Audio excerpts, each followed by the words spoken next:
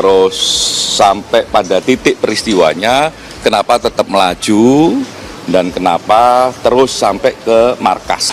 Bribka Rohmat, di mana Bribka Rohmat ini juga sebagai pengendara mobil rantis. Ini hari kedua untuk sidang kode etik yang rencananya akan satu orang pada fungsi yang membawa mobil rantis tersebut atau sopirnya. Lah, harapan kami memang bisa didalami lagi terkait kenapa itu mobil meninggalkan rombongannya, terus sampai pada titik peristiwanya, kenapa tetap melaju dan kenapa terus sampai ke markas. Lah, itu semoga ini bisa terurai, karena kemarin sudah terurai sebenarnya. Tapi kan komandan sama sopir ini gimana, terkait juga soal komunikasi dan sebagainya. Sehingga ini tidak hanya bisa menghadirkan keadilan bagi keluarga korban, tapi juga bisa menghadirkan informasi seterang-terangnya. Peristiwa ini kita dudukkan kayak apa. Semoga juga membandingkan dengan video-video yang beredar, karena itu kan penting untuk posisi sopir, ya kan? Apakah dia bisa melihat almarhum ataukah tidak? Nah, semoga ini nanti akan didalami. Terus bagaimana situasi di dalam, khususnya psikologi dia ketika menghadapi peristiwa tersebut, ya, keramaian, terus ada almarhum yang ada di depan, yang melihat ataukah tidak, terus ketika melindas gitu. Itu situasinya kayak apa lah, itu semoga nanti bisa didalami, karena itu poin paling penting di samping soal komunikasi. Sebelumnya, Saudara, Majelis Sidang Etik Polri menjatuhkan sanksi pemecatan terhadap Kompol Kosmas Kajugae buntut kasus tewasnya seorang pengemudi ojek online, Afan Kurniawan. Kompol Kosmas yang merupakan Komandan Batalion Resimen 4 Korps Brimob Polri resmi dipecat dari Polri karena pelanggaran etik berat. Proses dalam sidang etik ini, Polri juga melibatkan Kompolnas. Ya, sudah datang tadi sekitar pukul 9.30 waktu Indonesia Barat, kemudian langsung memasuki ruang sidang dan saat ini sidang sedang berlangsung. Tadi Bribka Rohmat bersama dengan sendiri, maksud saya, ini akan melakukan sidang etik pada hari ini, karena memang kalau kita melihat ada 7 Brimob di dalam mobil rantis yang menabrak Afan Kurniawan, yakni pada Kamis pekan lalu, tetapi memang ada 2 kategori pelanggaran yang disematkan oleh Polri kepada 7 Brimob ini.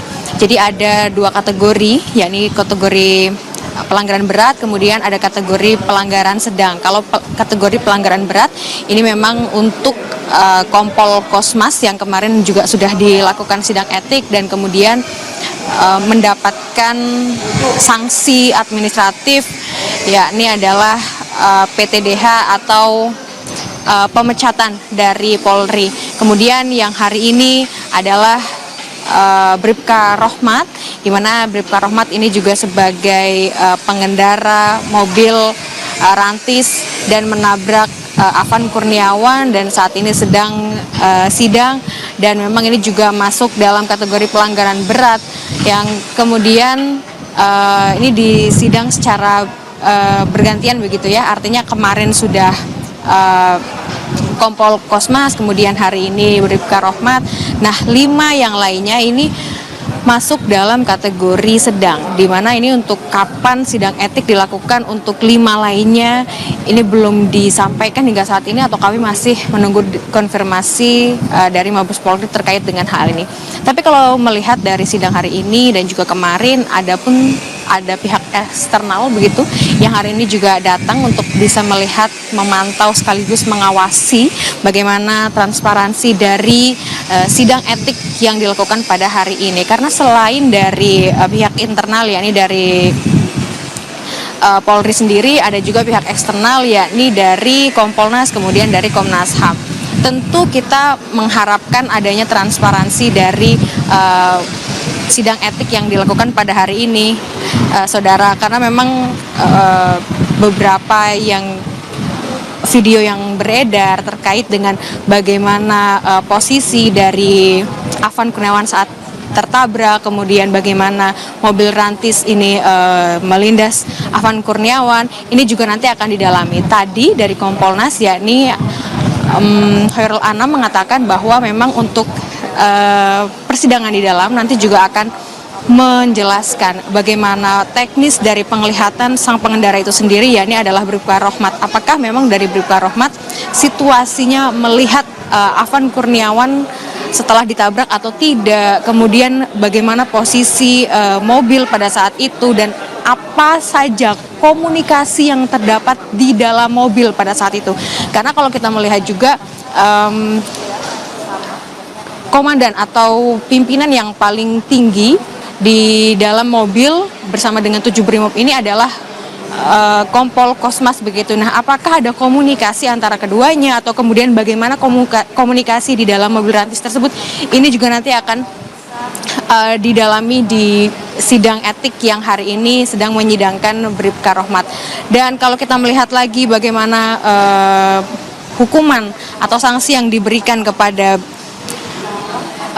Kompol Kosmas yang kemarin sudah disidangkan, ya memang dinyatakan melanggar ada beberapa pasal. Pasal yang pertama adalah pasal 13 ayat 1 PP nomor 1 tahun 2003 tentang pemberhentian anggota Polri, jungto pasal 4 huruf B Peraturan Kepolisian nomor 7 tahun 2002 tentang kode etik profesi dan Komisi Kode Etik Polri, di mana ini berbunyi anggota Kepolisian Negara Republik Indonesia dapat diberhentikan tidak dengan hormat dari Dinas Kepolisian Negara Republik Indonesia karena melanggar sumpah atau janji anggota Kepolisian Negara Republik Indonesia, sumpah atau janji jabatan, dan atau kode etik profesi Kepolisian Negara Republik Indonesia. Tidak hanya itu, ia juga dinyatakan melanggar pasal 4 huruf B Peraturan Kepolisian nomor 7 tahun 2022 tentang kode etik profesi dan Komisi Kode Etik Polri, yakni setiap pejabat Polri dalam etika kenegaraan wajib